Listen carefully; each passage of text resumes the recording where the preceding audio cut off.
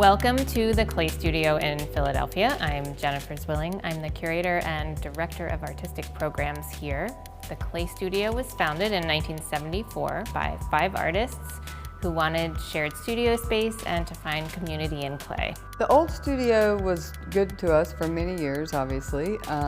We kept adding students and rearranging the studios and just, really trying to fit as many people as we could. We realized shortly that our old city building wasn't equipped for our long-term needs. We were participants in a study.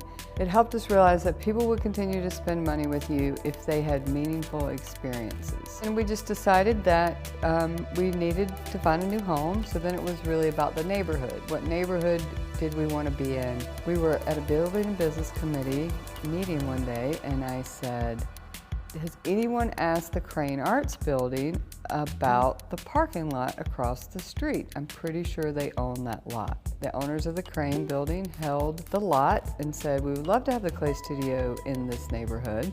And it already felt like a good fit because the Claymobil studio was inside the Crane building. They've already been in this neighborhood for 15 years at that point.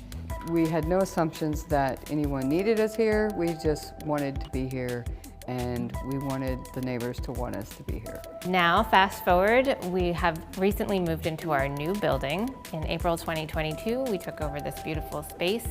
We've spent about 2 years building this, but we've been planning our move for many years. All of our existing programming in Old City came with us, so we didn't cancel any programs, and we didn't grow all of our programs. So this wasn't growth for growth's sake. It was really just about right-sizing the programs that needed right-sizing.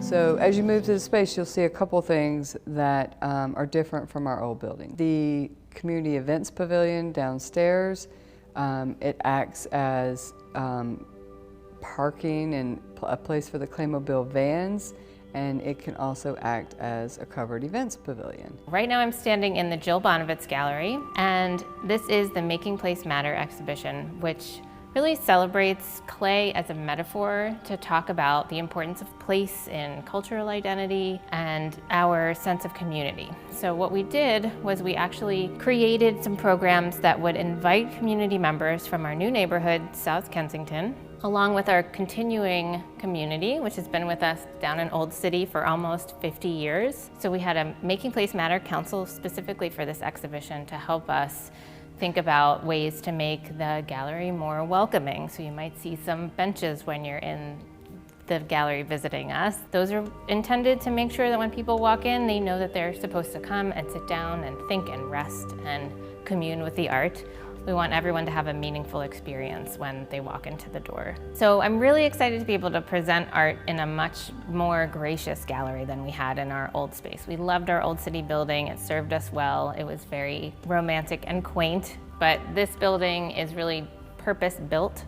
So when you walk into this gallery, it is designed to hold art well. The lighting is really great. We have beautiful floors, huge windows. We have a sculpture garden out the back door, which extends the space into the outdoors. And this is a big improvement over our space in Old City. We didn't have good light in that building, which of course is needed for art exhibitions.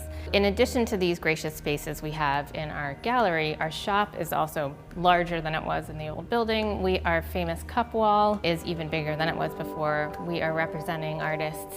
Again, we support artists and community, and so the better that we can present the artist's work, the better that we are serving them and serving the people who are coming in to look at the artwork. One of the other ways that we can welcome visitors into the space is that we have created a maker place, and that is right in the front window. It's a studio where artists are going to be making work, visitors are going to be making projects, and actually do hands-on clay projects to help them respond to the things that they were seeing in the gallery. And anyone who walks by the building will be able to see that we are a place where you can make things, which is really important to us. One of the things that we realized in Old City is people walking by, they thought we were a gift shop or a gallery shop and a gallery. They didn't necessarily know that you could take classes or you could make things. So how do we change that? So how do we bring in all the excitement and activity that's happening upstairs in the studios to the ground level? So we wanted that right there in the storefront window. So another great space is our featured artist area. That's in the front of the shop. And right now we have our first featured artist, Nitsa Waleska. My name is Nitsa, and I am a proud product of the Clay Studio. My first class here was in 1993, and I'm not academically trained. I'm just trained by all the instructors that have come through the Clay Studio. I was invited to be part of the exhibition for the opening studio, so I practiced, and this is the results. So I thought it was really important to create vases that spoke about who I am as a Puerto Rican woman. So most of the vases, to me, they resemble women. They resemble very strong women. And I come from a line of very strong women. So the first one I carved, and it has indigenous symbols from Puerto Rico. That one is called Taina Juisa. And the second one is our music. And that one is called La Clave. And La Clave, if you listen to salsa, is the beat. And the third one is to represent Africa. And that one is called Louisa Brown. And the fourth one is to represent Spain. And then the two small ones on top, those are wall planters, and those are to represent our food. So one is called ñañicleta, and the other one is called sofrito. So I encompass what it is to be a Puerto Rican here in Philly. You have the people, you have the music, and you have the food.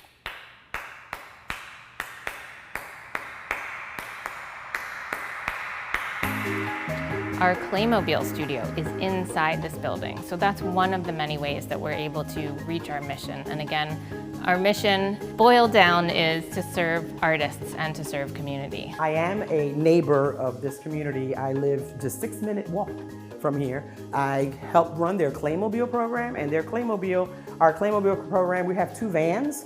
We go out every single day to charter schools, public schools, Catholic schools. We go to senior citizen centers. Someone here from the Clay Studio said, if they can't come to us, we need to go to them. And that's exactly what we do. We now have all of our Claymobile teachers here. We get to be inspired when we walk by and see all these wonderful works of art that kids all over Philadelphia are making. They just love creating projects, especially functional. They love bowls and plates and mugs, and they just want to go home and enjoy eating out of their bowls and the things that they create.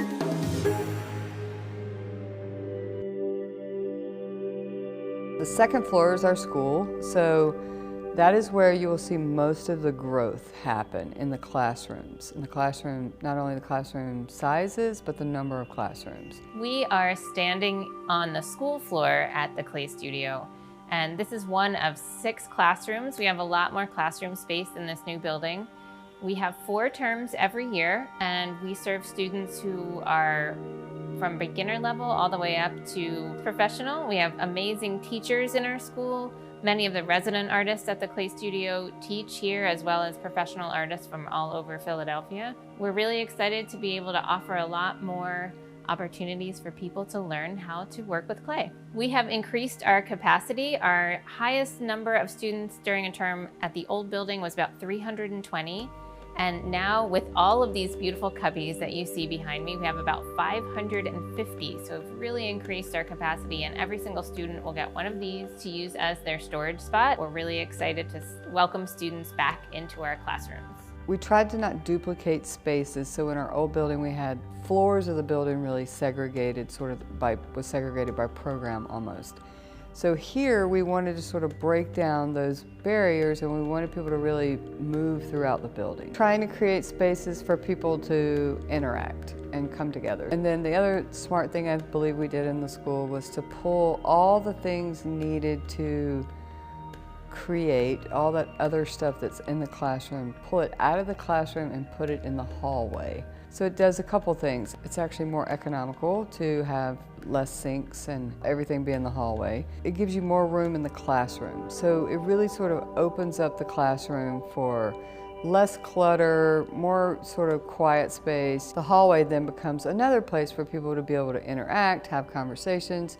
Someone could be here for a wheel class and talk to their friend in hand building, and really just, again, a place for us to cross paths. The hallways on the 2nd and 3rd floors are all shared equipment spaces. So that allows visitors to see what's happening. It allows students and resident artists and associates to come together and use those pieces of equipment together. We were able to increase the scale of the kilns instead of just having electric kilns. We were able to add a big front loader electric that has a second cart with it. We're getting an indoor soda kiln built for us, designed to be able to fire it inside. And then we have a small gas kiln.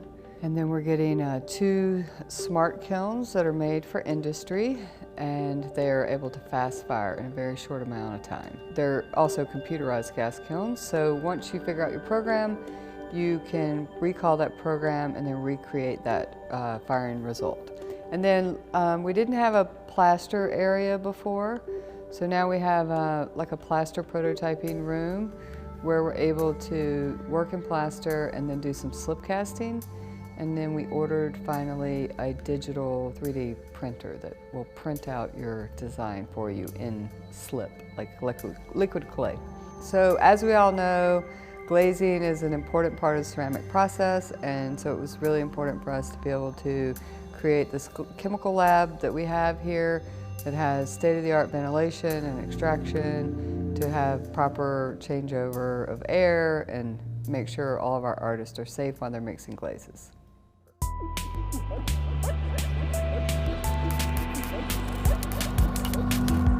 We have so many programs here at the Clay Studio that sometimes it's hard to remember each one to talk about. I don't want to forget the guest artist program. So the guest artist program is one where we invite international and national artists who want to visit us for 1 to 3 months. And we are just now reopening the application process for that. So we would love to hear from any artist who's interested in coming to the Clay Studio, coming to Philadelphia. If you have a really good reason why you want to be here making art, we will make a space for you and welcome you into our making community. I just moved here from Montana less than a month ago. Most of my focus is on materials, using local clays and glazes. It's awesome. I love feeling like I'm a part of the community and collaborating with people on projects. And I think that this space is really geared towards that.